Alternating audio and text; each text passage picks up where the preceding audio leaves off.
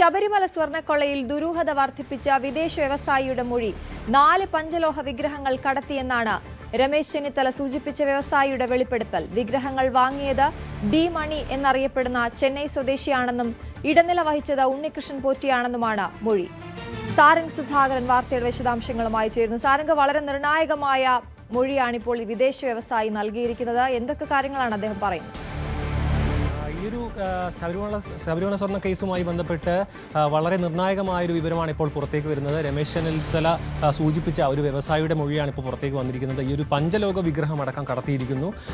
ഈ ഒരു ശബരിമലയുമായി ബന്ധപ്പെട്ട് കൂടുതൽ ഈ ഒരു സ്വർണ്ണക്കൊള്ള നടന്നിട്ടുണ്ടോ എന്നൊരു ആശങ്ക തുടക്കം മുതൽ തന്നെ നിലനിന്നിരുന്നു. കാരണം ഇത്ര ധൈര്യപ്പെട്ടുകൊണ്ട് ഈ ഒരു ദ്വാരപാലക ശില്പത്തിലെയും മറ്റും സ്വർണം കടത്തണമെങ്കിൽ, അതായത് അത് വകമാറ്റി അടക്കം എടുക്കണമെങ്കിൽ അതിൽ മാത്രം ഒതുങ്ങി നിൽക്കുന്ന തരത്തിലുള്ള ഒരു കൊള്ളയായിരിക്കില്ല എന്ന് പ്രതിപക്ഷവും മറ്റും ആദ്യം മുതൽ തന്നെ ആക്ഷേപം ഉന്നയിച്ചിരുന്നു. അതിൻ്റെ ഭാഗമായിട്ട് തന്നെയായിരുന്നു രമേശ് ചെന്നിത്തലയും ഈ ഒരു തനിക്കറിവുള്ള കാര്യങ്ങൾ മൊഴിയായി SITക്ക് മുൻപിൽ സമർപ്പിച്ചത്.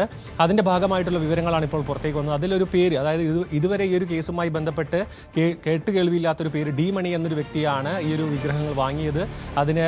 ഇതിന് ഇടനിലക്കാരനായി നിന്നത് ഉണ്ണികൃഷ്ണൻ പോറ്റിയാണെന്നാണ് മനസ്സിലാക്കാൻ കഴിയുന്നത്. കാരണം ഈ ഒരു കേസുമായി ബന്ധപ്പെട്ട് തുടക്കം തൊട്ട് തന്നെ പ്രധാന കണ്ണിയായി നിലനിന്ന വ്യക്തിയായിരുന്നു ഉണ്ണികൃഷ്ണൻ പോറ്റി. അതുമായി ബന്ധപ്പെട്ട ഈ സ്വർണ്ണക്കൊള്ളയുടെ വ്യാപ്തി ഈ ഒരു അന്വേഷണ സംഘം അതായത് ഈ ഒരു അന്വേഷണ സംഘത്തിൻ്റെ കണക്കിൽ നിന്നും പെടാത്ത പല കാര്യങ്ങളും ഇപ്പോൾ നടന്നിട്ടുണ്ടെന്നുള്ള രീതിയിലുള്ള വിവരങ്ങളാണ് ഇപ്പോൾ പുറത്തേക്ക് വരുന്നതടക്കം.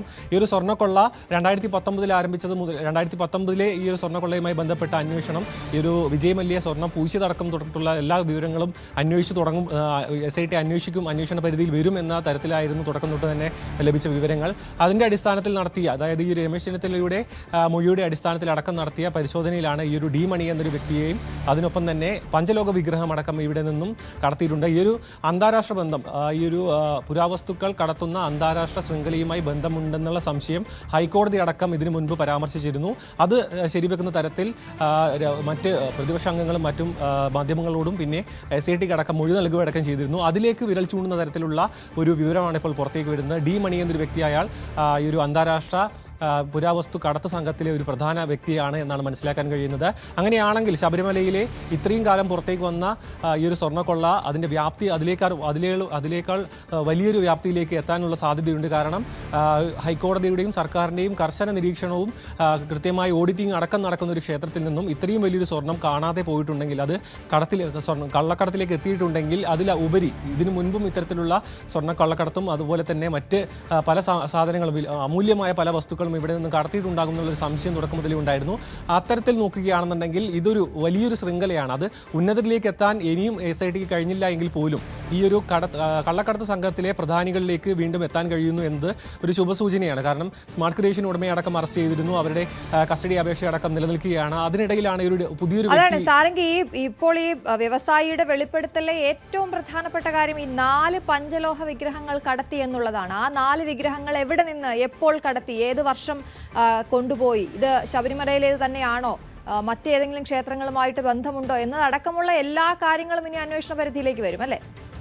തീർച്ചയായും. കാരണം ശബരിമല പോലെയുള്ള ഒരു ക്ഷേത്രത്തിൽ നിന്നും ഇങ്ങനെ ഒരു സ്വർണ്ണക്കൊള്ള അല്ലെങ്കിൽ ഇത് നടത്തുമ്പോൾ മറ്റു ക്ഷേത്രങ്ങളിലെയും അവസ്ഥ വിപരീതമാവാനുള്ള ഒരു സാധ്യതയില്ല. കാരണം ശബരിമലയിൽ നിന്ന് കടത്തുന്നുണ്ടെങ്കിൽ ഇത്രയധികം സുരക്ഷാ ക്രമീകരണങ്ങൾ ഒന്നുമില്ലാത്ത നിരവധി ക്ഷേത്രങ്ങളുണ്ട്.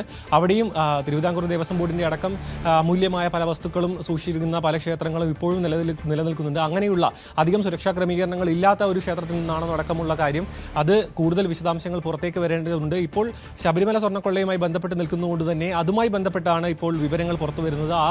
ആ ഒരു സ്വർണ്ണക്കൊള്ള കേന്ദ്രീകരിച്ചുള്ള അന്വേഷണം ആയതുകൊണ്ട് തന്നെ ആ ഒരു ശബരിമലയിൽ നിന്ന് തന്നെ ആയിരിക്കണം ഈ ഒരു പഞ്ചലോഹ വിഗ്രഹങ്ങൾ കടത്തിയത് എന്നതിലൊരു ഉറപ്പില്ലെങ്കിൽ പോലും അതുമായി ബന്ധപ്പെട്ടുള്ള ഒരു മൊഴിയാണ് ഇപ്പോൾ ലഭിച്ചിരിക്കുന്നത്. ഈ ഒരു സ്വർണ്ണക്കൊള്ളയുമായി ബന്ധപ്പെട്ട് തുടക്കം തൊട്ടുള്ള ഈ ഒരു ഉണ്ണികൃഷ്ണൻ പോറ്റിയെ വീണ്ടും ചോദ്യം ചെയ്യാനടക്കമുള്ള ഒരു സാഹചര്യമുണ്ട്. കാരണം ഇടനിലക്കാരനായി പ്രവർത്തിച്ചത് ഉണ്ണികൃഷ്ണൻ പോറ്റിയാണെന്നാണ് ഈ ഒരു മൊഴിയിൽ രേഖപ്പെടുത്തിയ ഒരു കാര്യം. അതിൽ തന്നെ വ്യക്തമാണ് ഈ ഒരു കൊള്ളക്കടത്ത് സംഘവും ഈ ഒരു ക്ഷേത്രവും സ്വർണവുമായി ബന്ധിപ്പിക്കുന്ന പ്രധാന കണ്ണി. അതിൽ ആരൊക്കെ സഹായങ്ങൾ ചെയ്തിട്ടുണ്ടെങ്കിലും ഇവർ തമ്മിൽ ഉള്ളൊരു ബന്ധം കൃത്യമായി നിലനിർത്താനുള്ളൊരു കാരണം ഉണ്ണികൃഷ്ണൻ പോറ്റിയായിരുന്നു. ശബരിമലയുമായി വർഷങ്ങളായുള്ള ബന്ധമുണ്ട്, അത് തന്ത്രിയുടെ മൊഴിയിലടക്കമുണ്ട്. അദ്ദേഹം അവിടെ സ്ഥിരമായി എല്ലാ വർഷവും എത്തുന്നയാളാണ്. അത്തരത്തിലുള്ള വ്യക്തിപരമായ ബന്ധം അദ്ദേഹമായിട്ട് ഉണ്ട് എന്ന ഒരു സ്ഥിരീകരണം അടക്കം പല ഭാഗത്തു നിന്നും ഉണ്ടായിട്ടുണ്ട്. അതുകൊണ്ട് തന്നെ ഈ ഒരു സ്വർണ്ണക്കൊള്ള എത്രത്തോളം വ്യാപ്തിയിലേക്ക് എത്തിയിട്ടുണ്ട് എന്ന കാര്യത്തിൽ ഇപ്പോൾ കൂടുതൽ വിവരങ്ങൾ പുറത്തേക്ക് വരുന്നു. മാത്രമല്ല കൂടുതൽ ക്ഷേത്രങ്ങൾ ഇതിൽ ഉൾപ്പെട്ടിട്ടുണ്ടോ, പല ക്ഷേത്രങ്ങളിലും അമൂല്യമായ വസ്തുക്കൾ സൂക്ഷിച്ചിട്ടുണ്ട്. അതിൻ്റെ വില നമ്മളിപ്പോൾ സ്വർണത്തിൻ്റെ വിലയിൽ കണക്കാക്കുന്നതിനേക്കാൾ കൂടി പഴക്കത്തിനനുസരിച്ച് പുരാവസ്തുവിൻ്റെ വില വർദ്ധിക്കുകയും ചെയ്യും. അതുകൊണ്ട് തന്നെ ഈ ഒരു അന്താരാഷ്ട്ര മാർക്കറ്റുമായുള്ള ബന്ധം കൂടി സ്ഥാപിച്ചെടുക്കാനുള്ളൊരു ശ്രമം, അതായത് അത്തരത്തിലൊരു ബന്ധമുണ്ടെങ്കിൽ തന്നെ അതിൽ കൃത്യമായ തെളിവുകളും കൂടുതൽ പ്രതികളിലേക്കും എത്താനുള്ളൊരു നീക്കം SIT ആരംഭിച്ചു കഴിഞ്ഞു. അതാണ് സാറേ, ഒരു കാര്യം കൂടി, വിഗ്രഹക്കടത്തിന് പണം കൈമാറിയത് 2020 ഒക്ടോബർ 26 എന്ന് ഈ വിദേശ പിന്നെ വ്യവസായി മൊഴി നൽകിയിരിക്കുന്നു എന്ന് പറയുന്നു. അതടക്കം ഈ ശബരിമലയിൽ നിന്ന് കൊണ്ടുപോയതാണെങ്കിൽ ആ സമയത്ത് CCTV ദൃശ്യങ്ങളടക്കം പരിശോധിക്കപ്പെടേണ്ടതുണ്ട്. അത്തരത്തിലൊരു അന്വേഷണം കൂടി ഈ ഘട്ടത്തിൽ നമുക്ക് പ്രതീക്ഷിക്കേണ്ടതില്ല. തീർച്ചയായും, കാരണം ശബരിമല എന്നൊരു ക്ഷേത്രം തീർത്തും സുരക്ഷാ കവചങ്ങൾ വളരെ രീതിയിലുള്ള സുരക്ഷാ ക്രമീകരണങ്ങൾ ഒരുക്കിയിട്ടുള്ളൊരു ക്ഷേത്രമാണ്. അതുകൊണ്ട് തന്നെ ഈ ഒരു CCTV അടക്കമുള്ള പല ഭാഗങ്ങളും ഈ ഒരു അന്വേഷണ സംഘത്തിൻ്റെ പരിധിയിലേക്ക് വരേണ്ടതുണ്ട്. മാത്രമല്ല ഇത് സ്വർണ്ണക്കടത്ത് എന്ന് പറയുമ്പോൾ തന്നെ ഇതിനു മുൻപുള്ള, അതായത് ഇത്രയും കാലം പുറത്തേക്ക് വന്നിട്ടുള്ള പലതും മഹസറിലടക്കം, അതായത് രേഖകളിലടക്കം കൃത്രിമം കാണിച്ചുകൊണ്ടുള്ള, അത്രയും ധൈര്യപ്പെട്ടുകൊണ്ടുള്ള ഒരു സ്വർണ്ണക്കടത്താണ്. അപ്പോൾ ഇതും അത്തരത്തിലുള്ള വളരെ കൃത്യമായി പ്ലാൻ ചെയ്തുകൊണ്ടുള്ള ഒരു കടത്താവാനുള്ളൊരു സാധ്യതയുണ്ട്. അതുകൊണ്ട് തന്നെ രേഖകളടക്കം പരിശോധിക്കേണ്ടതുണ്ട്. ആ ഒരു ചോദ്യങ്ങളിലേക്ക്, ഇത്തരത്തിലുള്ള വിവരങ്ങളിലേക്ക് എത്താൻ വേണ്ടി തന്നെയായിരുന്നു വർഷങ്ങളോളം ഉള്ള പല രേഖകളും ആവശ്യപ്പെട്ടിരുന്നു ദേവസ്വം ബോർഡിനടുത്ത്. ഈ വിജയ് മല്യ സ്വർണം പൂശിയതടക്കമുള്ള രേഖകളും അതുമായി ബന്ധപ്പെട്ടതും അതായത് ഈ ഒരു ശബരിമലയിലെ പല ഭാഗങ്ങളിലും ഇത്തരത്തിലുള്ള പല മാറ്റങ്ങൾ വരുത്തിയതും, അതേപോലെ തന്നെ ലഭിച്ച പല ഇത്തരത്തിൽ ഭക്തർ നൽകിയ പല വസ്തുക്കളുടെയും എല്ലാം കണക്കുകളും ഈ ഒരു പ്രത്യേക അന്വേഷണ സംഘം ആവശ്യപ്പെട്ടിരുന്നു.